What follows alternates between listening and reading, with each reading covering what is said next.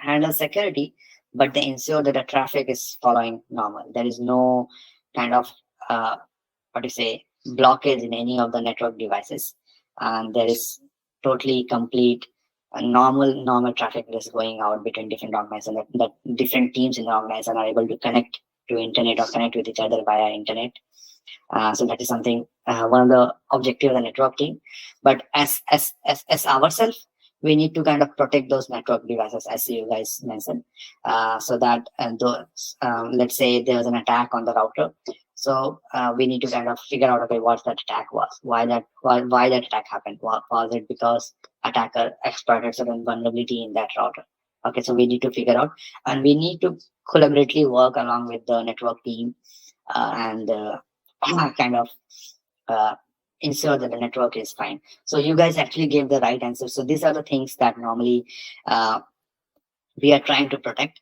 From the critical asset, I understand one of the example I gave was the banking department. Let's say they are kind of managing their servers, which handles the ATM transaction.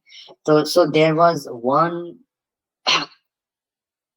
recent attack actually, which was very complicated and which was very much interesting, which I would ask you guys to kind of look uh, at going forward, which was the attack on Bangladesh Bank. Okay, so do you guys know about this attack? It was very much in news earlier. Any idea? If not, it's fine. Let's see, because there will be multiple alerts, multiple things for bank. But let's say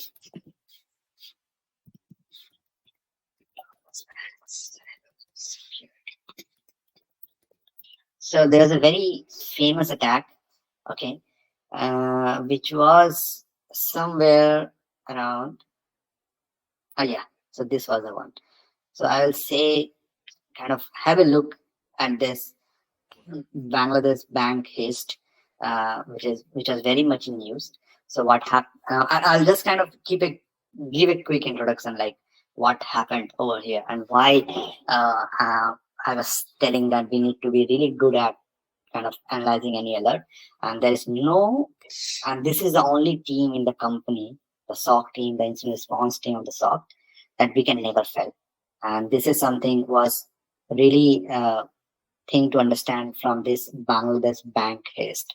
So so I'll just kind of give a quick introduction about this attack. So what happened was that there was a huge loss, like as you say, it resulted in $81 million in theft. So it was a very complicated attack, and there were a lot of organizations that were kind of working to kind of understand how this attack happened in that one of the Bangladesh bank.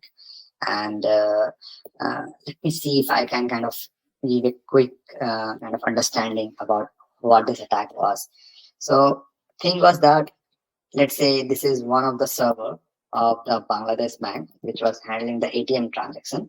Okay, so what happened was that the attacker, so let's say there's an attacker. They actually, I hope, I'll kind of give a quick introduction. I won't go into the detail how the attacker came in, because that might be a little bit changed over here. But what happened is that attacker actually got hold of the server. Okay, and they did that in a very nice way.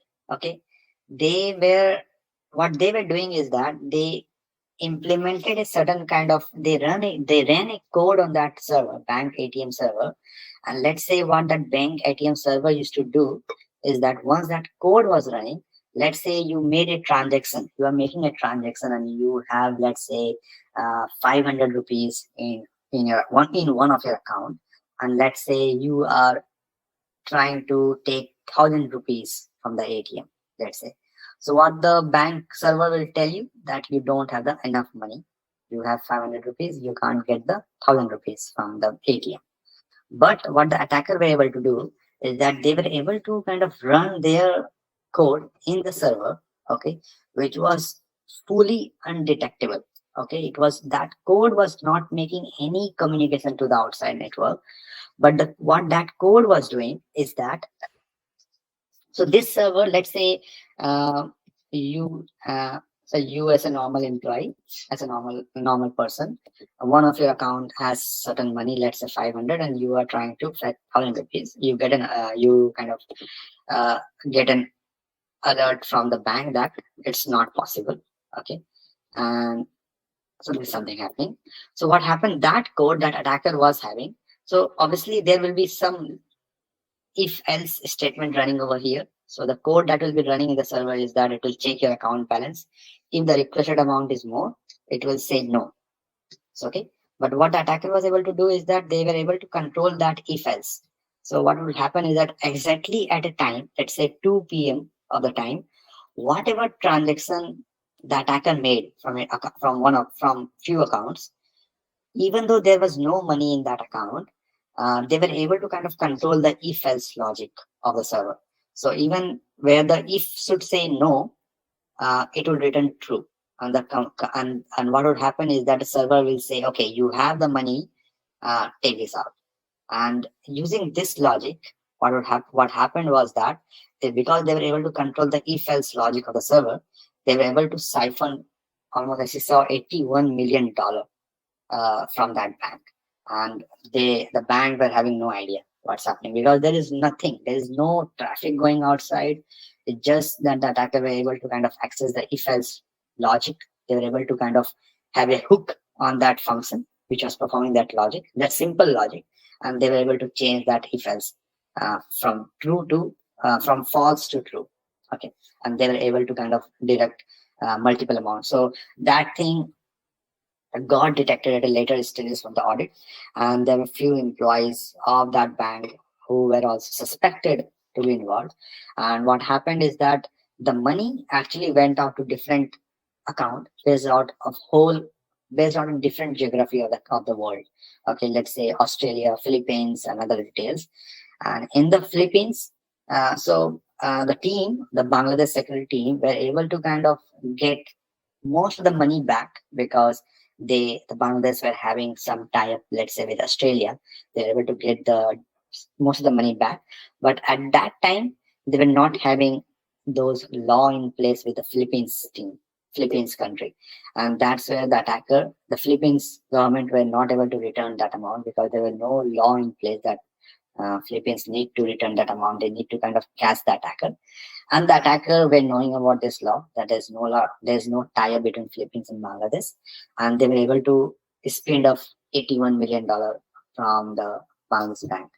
So this was a very interesting thing, very interesting attack. So I will say that I just gave an overview, but you guys have a look at this Bangladesh bank heist in little bit more detail. This will kind of give you an introduction why being better, why SOC team needs to be better, why the SOC team can never fail in handling any of the alert that is coming up. Okay, so I hope I gave a kind of quick reason why we need to be good at in the work that we do. Okay, so as I told, we what we're trying to protect is intellectual property, let's say manufacturing process, the critical assets, and the personal data. And so now the other question is, what are the threats? What are the threats?